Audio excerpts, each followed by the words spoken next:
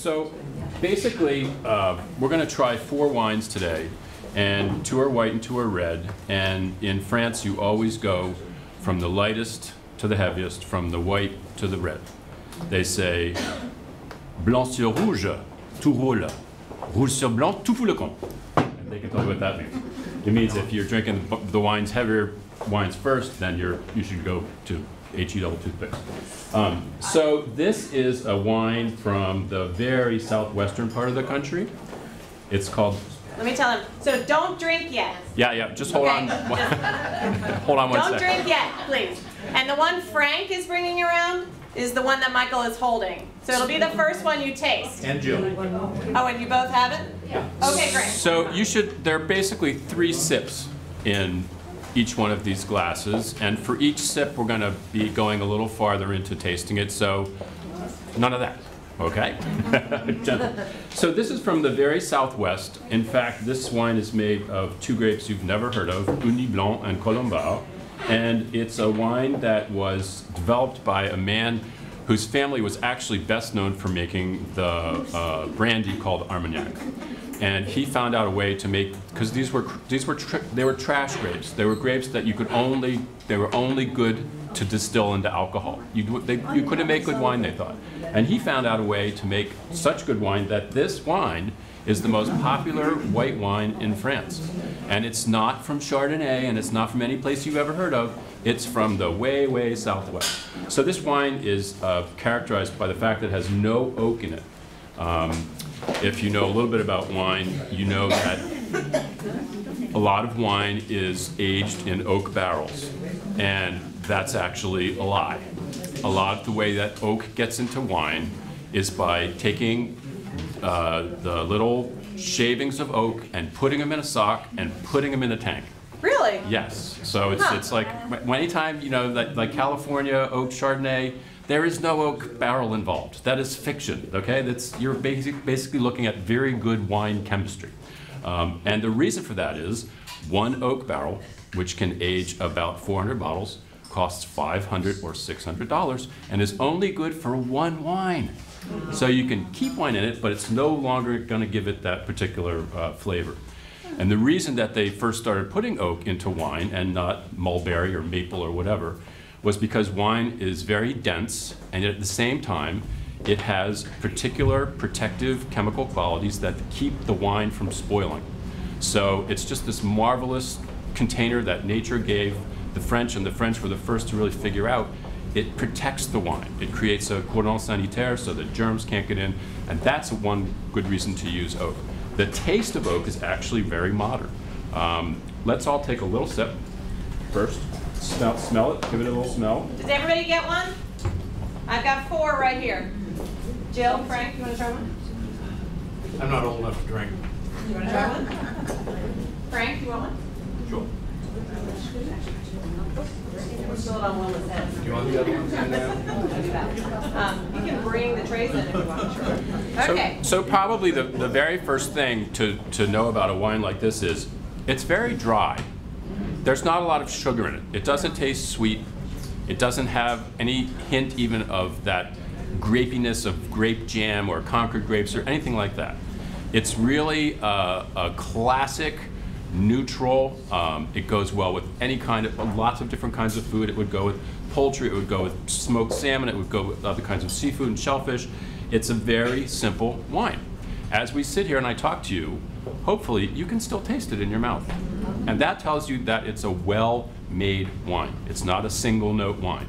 If you take a white wine from, I'll just throw out a name like Gallo, a Gallo white wine, it tastes like alcohol. And that's the other thing about this wine. You can't really taste the alcohol because there's not a lot of alcohol in it.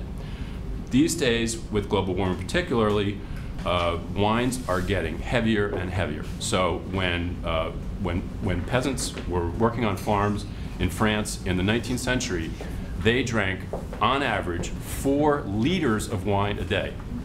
So why weren't they falling over in the field? Because the wine was 6 or 7% alcohol as opposed to today 13, 14, 15. And because that was their sustenance. That was their calories. That was what kept them going. That alcohol was turned into fuel and energy for their bodies. So again, this has no oak. Give it another sniff. Give it another taste.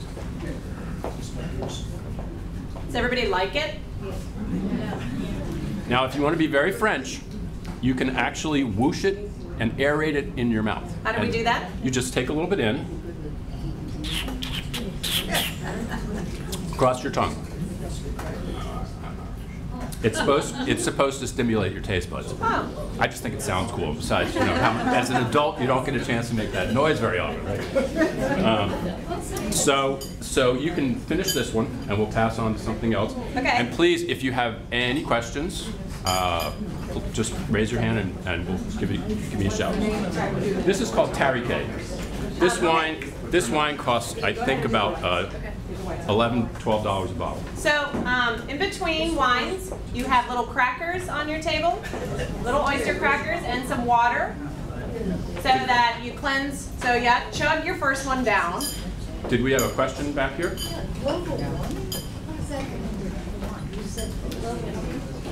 Well, what happens is, all of these wines that we're tasting today, if you look on the bottle, somewhere you'll find the letters AOC. And that means that this wine comes from a specified geographic place, that it was made of specified kinds of grapes, that those grapes were aged a certain way, that it was fermented a certain way. They define everything about this particular wine that gives you the right to put that AOC on the bottle. Well, guess what's changing, folks? Just like we're having different species warm up in the Gulf of Maine coming north in the Gulf of Maine because the ocean is warming, certain species of grapes can't grow where they've grown for thousands of years anymore. And this is putting the fear of God into a lot of winemakers around the world, because how does the government just say, oh, we're gonna call this by a new name? It destroys centuries of tradition. So, big problem coming down the pipe. I think the other interesting thing that I would tell you is... Question. Sure. Is the wine that's produced for export different than the wine that's consumed in the country? No. No. I can only speak for my experience in France. In France, it is illegal for a bottle of wine to leave the winery without a tax stamp already on it. And that prevents fraud. You cannot ship wine in a container truck from one part of the country to the other, slap a label on it and say it was grown here, okay? So to my knowledge, what you get in America is the same that you get in that country, except that I'll share another. If you spend a lot of time in wineries, as I have, you see them put the grapes in the press, and out flows this beautiful, bright, golden or red juice, and you think, my, that's gorgeous. And then they keep on pressing, and they keep on pressing, and they keep on pressing, and they're pressing the stems, and they're pressing the seeds, and the final stuff that comes out looks like milk. It is white. And that is the stuff that makes wine live. That is there's substances called anthocyanins that are in the skins and are in the seeds, and they're also tannins, and that helps the wine to live. It helps the wine, until you open a bottle of wine, it is a biologically living, evolving thing. So, and the reason, if a wine is well made, and it has what's called that last press wine, that milky stuff I was just talking about, it goes into the vat, it sits there, it ferments, and then you filter it, and then you bottle it. But here's the thing, there are different kinds of vats. So vat number 1 might be from this part of the vineyard where the grapes are, we're gonna keep this for the contests and they're our best customers. And vat number 2, it's still pretty good, it's gonna go, well, we'll take that to the festivals and we'll sell that to the markets. And vat number 3, that's going to England. Can everybody hear Michael? Yes. Okay, great, good. Right. Why is the alcohol content going up so much, like up to 14.5? Would you mind getting rid of that, please? Why is the alcohol increasing? The alcohol content is increasing, first of all, because America's tastes are changing. The world's tastes are changing. The French call it a Coca-Cola palate. So if you're younger than 40 or 50 years, you grew up drinking things that were probably more sour than sweet. you didn't have a lot of fruit juice. You didn't have orange juice. You didn't have apricot juice. You maybe had sour grape juice, you know?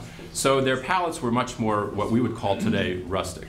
But then comes all of the soft drinks and all of the sodas and all of the sweetened fruit juices and other sweet foods, and kids grow up wanting something that is sweeter. Wines with more alcohol taste sweeter. Wines with more alcohol are, in a way, a little easier for people to understand. All of the wines that we're drinking today are quote-unquote rustic wines. So young people would perhaps prefer something that was a little richer, a little less complex, a little less sour, that immediately reminded them of fruit juice. So and if you talk to French winemakers, you know, they'll tell you, I don't make wine like my dad or my mom made wine. I make wine for this generation because otherwise people won't buy it, and I can't continue to make what I always make. So if you ever have the experience of going to a French winery, there's one rule, and that is stay and talk and sip your wine, and the longer you stay and the more interest you show, I guarantee you, you will have an experience that no one else who went there that day had, because when this person who you are interrogating about their wine and whose wine you are appreciating sees your interest, they want to please you. They want to teach you, they want to show you, and out come the bottles. They come, you know, you will be able to drink some amazing things if you just plan to spend some time. Don't do 4 wineries in a day, don't do 3 wineries in a day, do 2.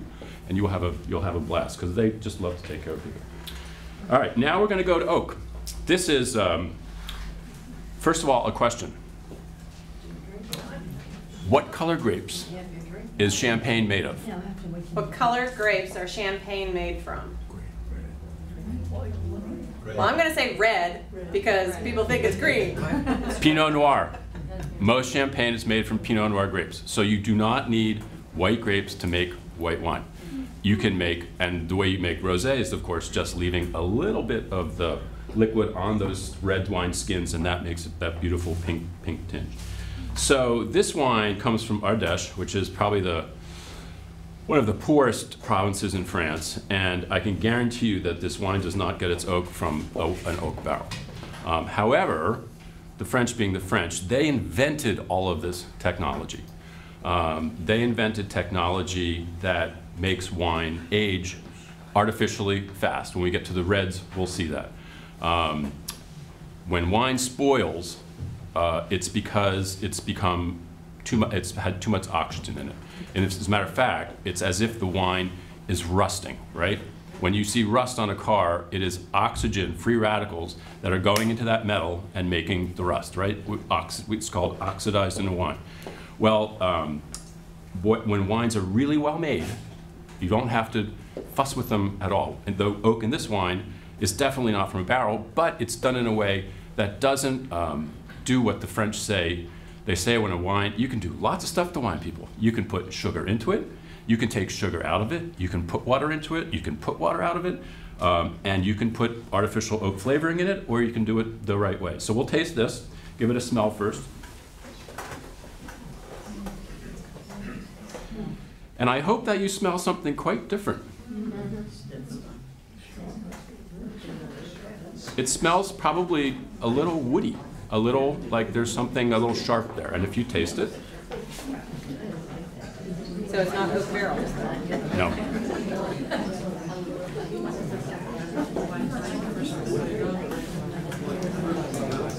But I hope that you also notice that this wine does not have as many different flavors as this wine. No, it seems more one note. Yeah, it's a little simpler. And that's because when you do those things to wine, and by the way, the French call that un vin maquillé, which is a wine that has makeup on it. You know, you're dressing up the pig, so to speak.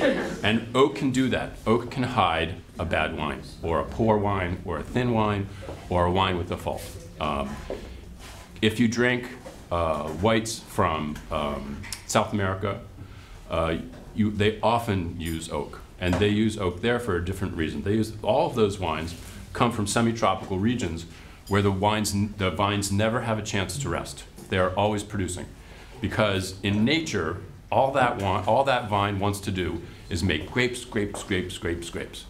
And the hardest thing in the world for the winemaker, the peasant winemaker once upon a time to do, was to go through in the spring when the little clusters had formed, and to snip off every third one.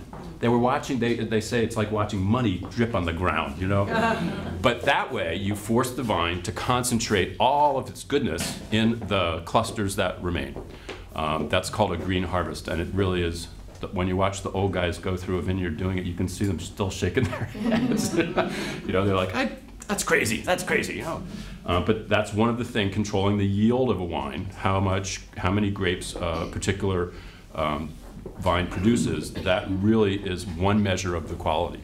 And that's another problem with global warming, because the warmer it is, the more that vine gets stimulated and the less it rests. And a vine needs to rest. A vine has to go dormant. In South America, their vines only live 30 or 40 years. In France, 100, 120.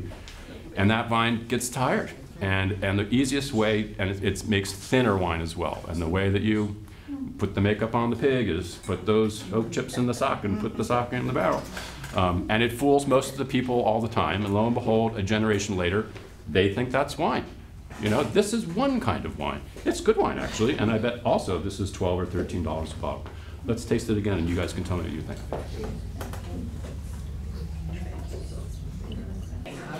We just had a really good question here, and that was, how long can you keep a wine? And then another good question, how long can you keep a wine that you've opened? And the answer to the first question is, it depends on the quality of the wine. In general, red wine lives longer than white wine, but it depends on what kind of wine it is. And that's why we have Anne at Tessa's Market, because she can tell you what's a wine that you can keep and what's a wine that you shouldn't. Wines that in French are called vin de garde, wines that for keeping, they can, this could last 10 or 15 years. And it's because it's a very earthy, thick wine that has some oak in it as well. It's a very clean wine. The difference between cheap wine and expensive wine is often cheap wine is poorly made. It's not dirty, but it perhaps was not made in the most sanitary of conditions. And if you go to a good winery, all good wineries all over the world, just like all good chef's kitchens, share one thing. They are spotless. And every time somebody's doing something, somebody else is cleaning. That is what you look for. I write about restaurants a lot. When I go into a kitchen, if someone's cooking, someone is cleaning. That is, and everything, there should be nothing dirty in a winery. You know, if you go into a winery, except perhaps at the very moment those grapes are coming in for harvest, it is immaculate. There's not a grape seed on the floor. And that tells you that these people care about how that wine is made. So that's why it's, you know, it's so much fun when you're in a foreign country to go look at their wineries, taste, figure out, you know, get a sense for what you like. When we go to a restaurant, I'm with a group, no matter if it's my wife or 20 or 25 of us, I always have to order the wine. And I hate it. You know, and I feel like people have such a fear of wine because they don't trust their own tastes. And that's the other great thing about people like Anne at Tessa's Market. Once you start a relationship with a wine merchant, they understand what you like. How'd you like that bottle? If you like that bottle, you must just like this bottle. Oh, you like Merlot. The next time you're in the restaurant, I'd like a good Merlot. That's the way you do it. It is not rocket science. Wine does not have to be super expensive to be good. The wisest wine waiter in the world I ever talked to said, Michael, the smartest sommelier is the guy who is working the night before he's going to retire. And then he said, a $400 wine might be 10 times as good as a $40 bottle, but a $4,000 is never as good, 100 times as good as a $40 bottle. So, again, you know, people have this idea about wine being expensive and it has to have this, and it's just, frankly, it's crap. Learn what you like. Just talk to people. Talk to Anne, for example. It can be a really easy thing. It can be a really hard thing. It's just to get a few wines down that you know you like, and that's what you can enjoy. As for a wine that you open, if a wine's open, you can save it by sucking all the air out of it with a special, Anne will tell you, you can get it at Walmart, you know, and then you put a special cork in it. And no wines keep more than a day or two. You know, if you open the bottle, you should drink the bottle or put it aside after 3 days for cooking with, you know, make some coq au vin with it. Right. Right. All right, so we can ready for a red? Okay, now take your little flasks there and hold them up and just look at this wine. It is not deep and purple. It looks more like grape juice. And now smell it.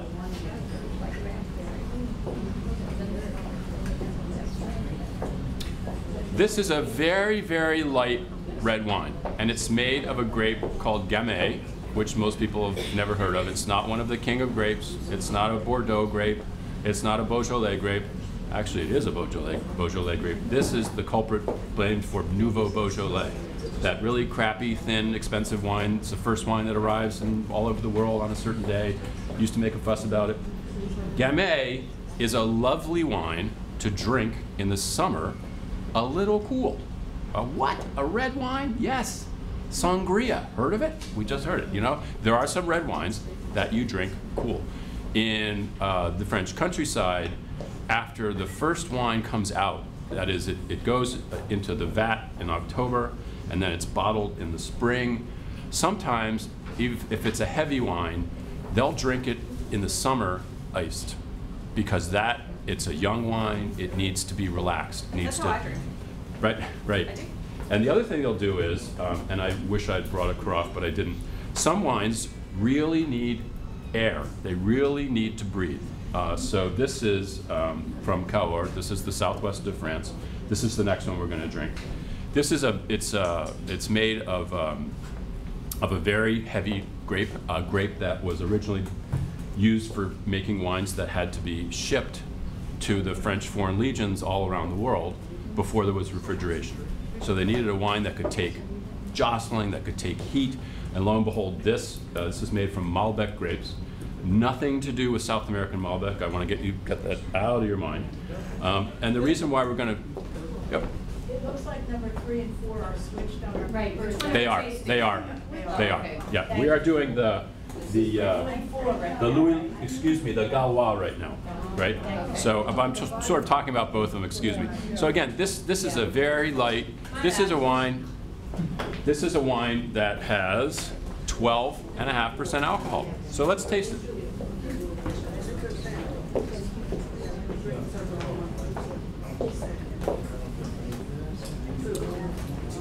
You did mention Nouveau Beaujolais. Yes, that's what this is made. This is the same grape. Yes. Do we have any impressions?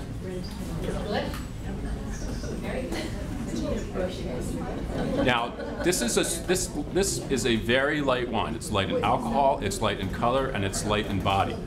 This is a wine that can't age. You should drink this when you buy it. It's a wine that you can drink in the summer after it was made. It's a wine you could drink with all sorts of lighter dishes. I don't think I would drink this with a steak, or I don't think I would drink this with a duck breast, or something that was really sauced or heavy in flavor. But it's a sort of an aperitif wine. Yes? These are all 2013, 2014. This is a 15. Right. Does anyone want another one? Yes?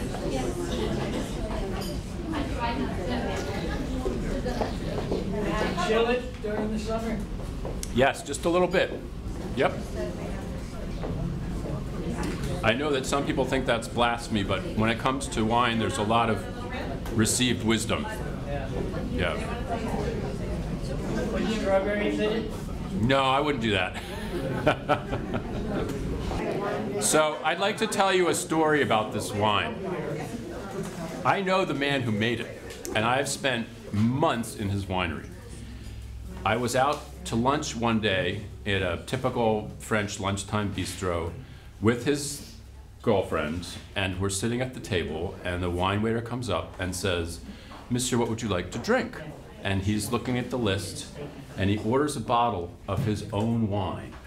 And his girlfriend goes, "You are such an effing winemaker." You're in a place where there are 250 wines to choose from, and he chooses his own wine. This guy also, this wine is imported by a man named Kermit Lynch in California, and Kermit Lynch was one of the first men in the first people in the 70s to go over to France and choose unbelievably good wines that no one had heard of, and then insist that they be shipped in refrigerated tankers back to the United States. Because what was happening was the wine was getting baked when it was on a cargo ship, sloshing back and forth, 80-degree, 90-degree temperatures.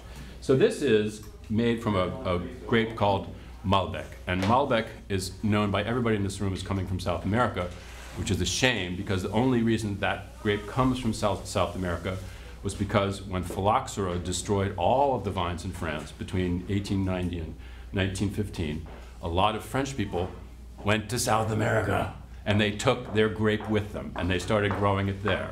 But down there, it's a very different beast. It's muddy and simple and solid and kind of grapey and not a lovely animal in my humble opinion.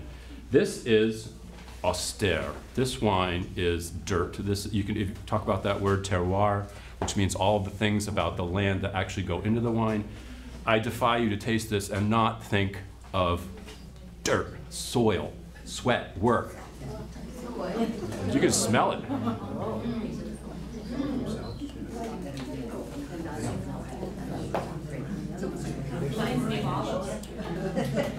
Green olives.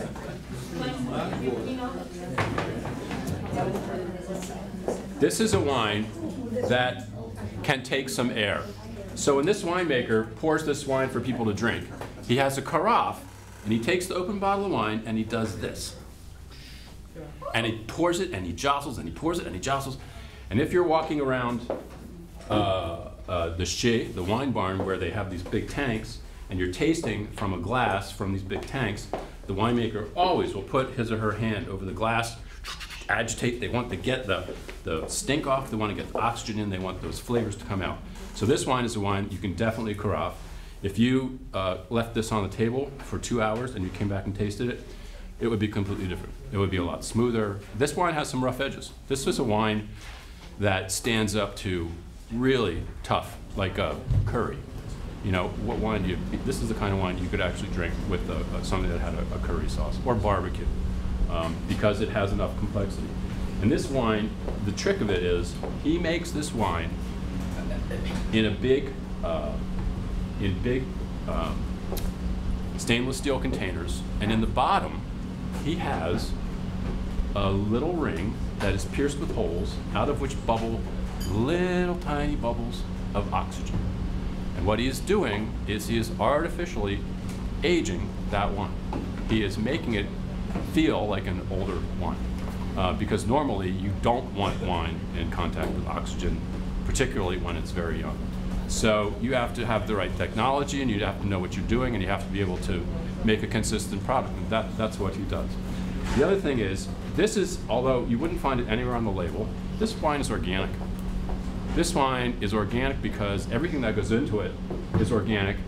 It is made in a way that respects the natural strength of the juice to not fall apart in a meticulously clean environment. But it doesn't say organic on it because he thinks that's snobby.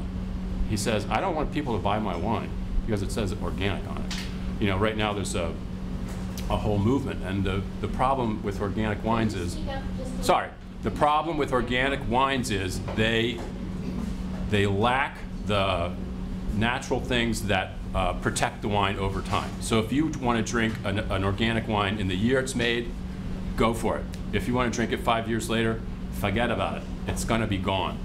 It's going to be gone. All wines that are not organic have a very little bit of sulfur added to them before they're bottled. And that helps keep whatever residual microorganisms are in the wine that would spoil it from proliferating and killing it. Corks versus screw tops. Okay, so Good question, Bernie. Do you technically, drink wine? this was invented in California, and it's called a Stelvin enclosure, technically.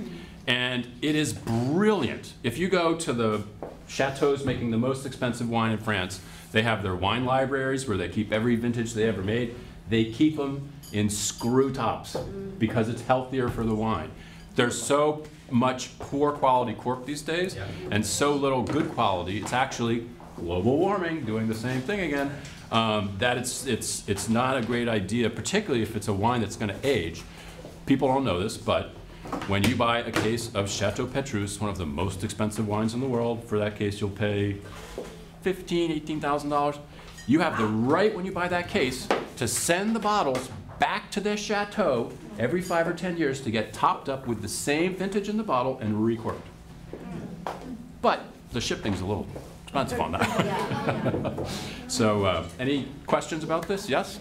Is there a problem with the corks too, that disease within the cork? Yes, when they're poor quality, they allow too much. 16 bottles could be bad. Well, here's another thing. I drink wine in restaurants fairly often, and I'm 55 years old, so let's say I've been doing this since I was 25. In that span of time, I have sent back 3 bottles of wine. And every time my wife yelled at me, you know, how dare you? It's bad, it's bad wine. And you can tell bad wine because it has a sort of cardboardy taste to it. Sometimes it's a bit fizzy, and it shouldn't be a bit fizzy, you know. So definitely, sometimes if it smells bad and if it tastes bad, I was at a I was at a party with the former president of Bowdoin College, and he had some home brew that someone had brought to this party. And he opened it up, and he poured it, and he was passing it around, and everyone was commenting on how lovely it was. And it was the worst beer I had tasted in my life. And I just went over to the corner, and I poured it into the bar sink. And he looked at me, and he said, yeah, this wine really is terrible, isn't it? And everybody went over and poured it. Is that Barry Mills? Yeah. Sometimes it's just bad, you know. Sometimes it's just bad, and you know it. And you shouldn't hesitate. You know, people think it's some outrageous thing, but a good restaurant, a good wine waiter will understand. And sometimes they'll just say, this time wine doesn't please you, let's find something that does. So. Good. Well, Anything else? thank you. You're welcome. Wonderful. Don't